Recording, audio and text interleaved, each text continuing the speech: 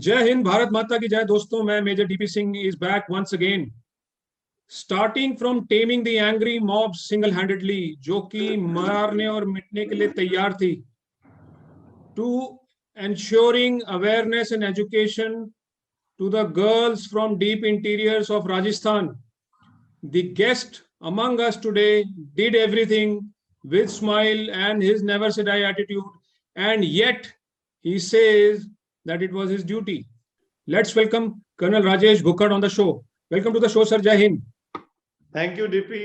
You rose from a small village in Sikar, और जब आप एनडीए की ट्रेनिंग करने के लिए पहुंचे तो आपने ट्रेनिंग के दौरान ही नाम नमक निशान का एक एग्जाम्पल सेट किया था। वो क्या था? डीपी, मैं एक बहुत छोटे से गांव सीकर से पहली 5वीं क्लास तक पढ़ने के बाद सैनिक स्कूल चित्तौड़गढ़ में पढ़ने का मौका मिला, और 8 साल वहां पढ़ने के बाद में मैं नेशनल डिफेंस एकेडमी में जनवरी 1982 में गया। पहले एग्जाम में थोड़ी किस्मत खराब हुई थी, जो भी बोली, और 5.5 नंबर आने से अंग्रेजी में हम फेल हो गए। तो हमारे को कमांडर साहब के यहाँ पे ले जाया गया और बोला कि ये फेलियर्स की लिस्ट है और ये इसमें सबसे आगे ये है। हमारे एक एसपी शर्मा जी वहाँ इंग्लिश के टीचर थे, उन्होंने बोला कि जो ये आप सैनिक स्कूल के लोग हैं, सरकार का राशन खाते हैं, इनकम टैक्स पेयर के पैसों से पढ़ते हो और सब कुछ का नाश करते हो।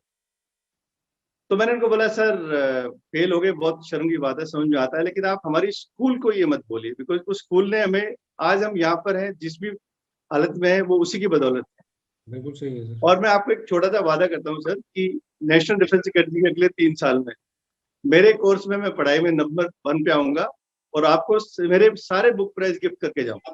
With God grace I top the complete course, all 6 terms, all book prizes, and landed as best academic student of my course, gifted those books to Mr. S.P. Sharma, and he took his words back and he said, I honor you and your school and I salute you. तो इन में उन्होंने आपको वो challenge दे के एक तरीके से ensure कर दिया कि आप अव्वल हो जाओ, आप सफल हो जाओ और आप काम करने लग जाओ। ग्रेट। और यही है फौज की सिखलाई की नमक नाम और निशान के लिए कुछ भी करने के लिए तैयार हो जाते हैं फौजी। सर, फौज बहुत कुछ सिखलाती है, एंड फौज also ensures you the exposure to the vast available resources across the country. How was your experience of army? 3 institutions हैं जो मेरी लाइफ के डिटरमिनेंट हैं, या जो भी मतलब मैं आज अपने आप को छोटा मोटा जो भी मैं हासिल कर सका हूँ या एक अच्छा इंसान बन चुका हूँ, तो मेरे परिवार, मेरी स्कूल और आखिर में ये इंडियन आर्मी। मेरे आइडल या जिनको मेरे मेंटर या जो मेरे इंस्पिरेशन है वो मेरे नाना थे, और नाना है रादर आज भी 98 ईयर्स के ओल्ड, बिल्कुल स्वस्थ युवा हैं, क्योंकि सुबह 1 घंटे अभी भी खेत में काम करते हैं। और हमारे को उन्होंने ये चीज सिखाई कि बेटा, जिंदगी में अगर किसी के जिंदगी में एक हैप्पीनेस की छोटा सा भी पार्ट आप बन सको तो आपकी जिंदगी सफल। आज भी वो 98 ईयर्स के बाद में भी आप घर जाके आप उनसे मिलिए कभी, 0 बैंक बैलेंस के साथ में 3-3 पेंशन लेके फिर भी संतुष्ट है, कुछ नहीं चाहिए। 3-3 पेंशन लेकिन 0 bank balance? 0 bank balance. 98 years Sikar में रहते हैं, सीकर के एमएलए रहे हैं, रणवीर सिंह जी उनका नाम। इंडियन आर्मी ने आपको कुछ चीजें वो इंक्लूड कर दी आपके अंदर जो आप लाइफ लॉन्ग अपने साथ कैरी करते हो। मेरी यूनिट पहली बार 1972 के बाद सीआई ऑपरेशन में डिप्लॉय हो रही थी, और जब हम वहां पे गए तो वहां के हालात देखा, वहां की चीजें देखी, तो लगा कि सिविल के लोग फौज से अलग अलग थे, वो कभी उनके साथ चलने को तैयार नहीं थे, और एक दोनों के बीच में खिंचाव था। तो मैंने अपने सीईओ को बोला कि सर, हमारे को अगर यहाँ 3 साल एक अपनी जगह बनानी है तो हमें एक सबसे बेसिक चीज स्टार्ट करनी पड़ेगी, win hearts and mind of people. और जब हम उन लोगों के बीच में जाते थे, उनके घरों में जाते थे, उनका रहन सहन हमने देखा, तो देखा ये तो अजीब और अलग दुनिया के लोग हैं। ना इनमें कोई टेंशन है, ना इनमें कोई बुरा भाव है, ना इनमें कोई जिसको बोलते हैं ना लालच, कुछ दिन के सुबह से उठते थे, शाम तक जीते थे मस्त होके, अगले दिन की जिंदगी के बारे में सोचते। वो चीज मुझे बहुत सच में मेरे दिमाग में बात टच करी कि यार, अगर ये लोग इतना कुछ नहीं होते हुए भी जी सकते हैं, और believe me, I am convinced they are actually true Indians. उनमें गर्व है अपने आप में कि दे आर इंडियंस। में हम कुछ भी बोले सोचें, लेकिन उनको मैंने 3 साल से नजदीक से देखा है। उन्होंने मेरी सोच जिंदगी की चेंज कर दी कि ये भाग दौड़ ये सब टेम्पररी चीजें हैं। परमानेंट लाइफ में कुछ और है, हैप्पीनेस है, सेटिस्फेक्शन है। फौज से निकलने के बाद आपने जो चैलेंज देखा, जिसमें एक बार आपने 2,500 एक तरीके से आग बबूला मॉब के सामने सिंगल हैंडेडली आप खड़े थे, कैसे वो चैलेंज आपने हैंडल किया? डीपी क्या था कि फरवरी 2009 में एक रूमर के वजह से बाड़मेर जैसे इलाके में जहाँ पे कास्ट फैक्टर बहुत बड़ा होता है, तो एक जाट राजपूतों की रूमर फैली कि किसी का जाटों का लड़का अगवा कर लिया गया और उसको रातों रात गायब कर दिया, 2 लोगों को मार दिया गया। तो 2,500-3 हजार आदमी केन इंडिया का एक मंगला प्रोजेक्ट है तक वहां पे इकट्ठे हो गए सामने, और देयर ओनली डिमांड वाज कि हमें नहीं पता, हम जला देंगे सब कुछ जब तक हमारा लड़का वापस नहीं आता है और उनको नहीं पकड़ा जाता।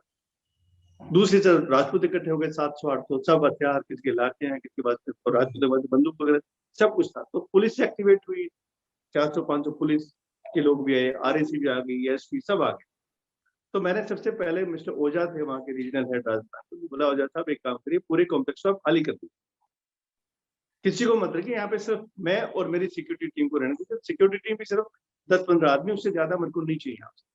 सडनली एक एसडीएम आई, बोली करण साहब क्या करना है?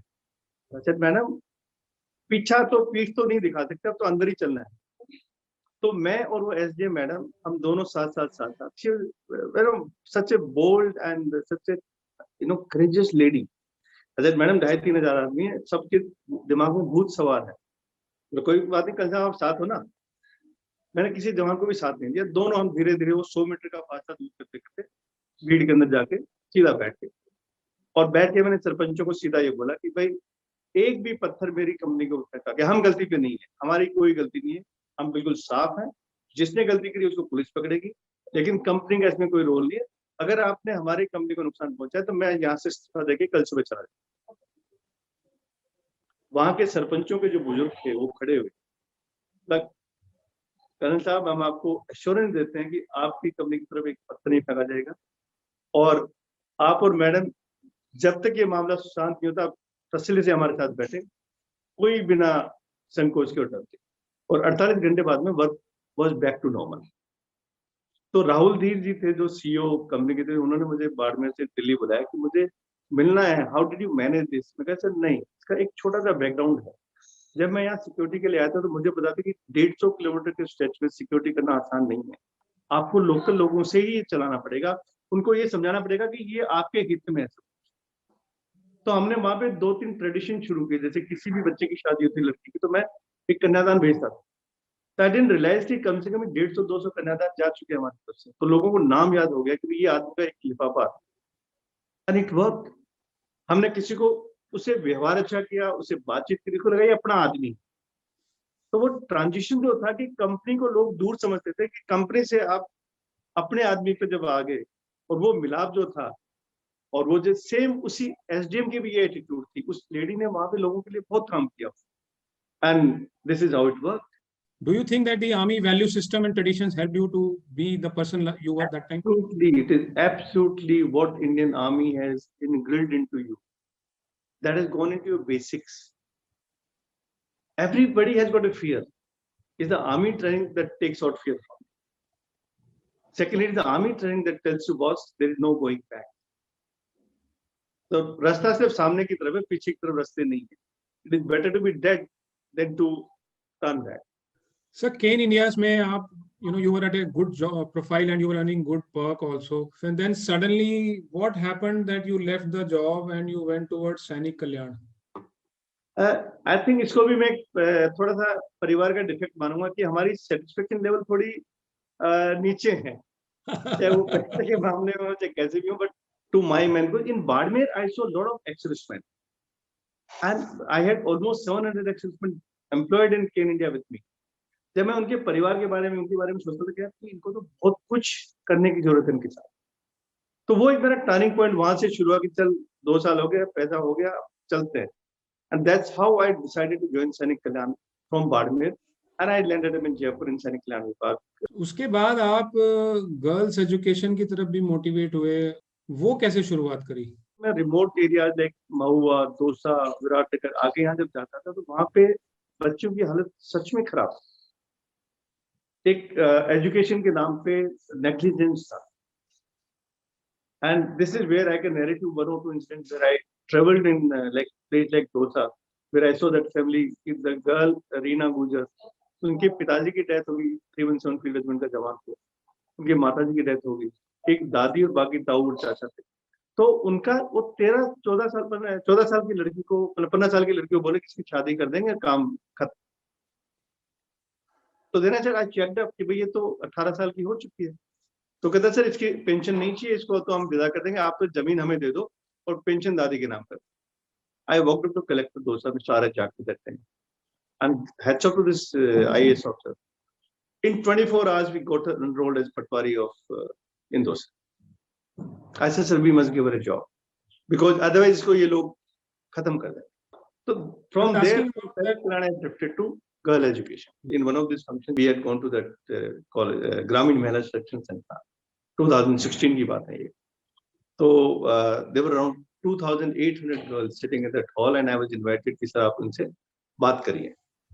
So my first sentence was, "Hi girls." The response that I got from that sentence, it echoes in my mind even till today. I said, "Boss, I must do something for these girls." I got a national counselor, education counselor from Delhi, and that they had the first talk with this person for whole day. They done a workshop for them. So every month we started getting one or two good speakers to talk to them and let them know there is much beyond outside what this four-wall boundary that you people have. The fruit started coming where the girl who took admission in JNU.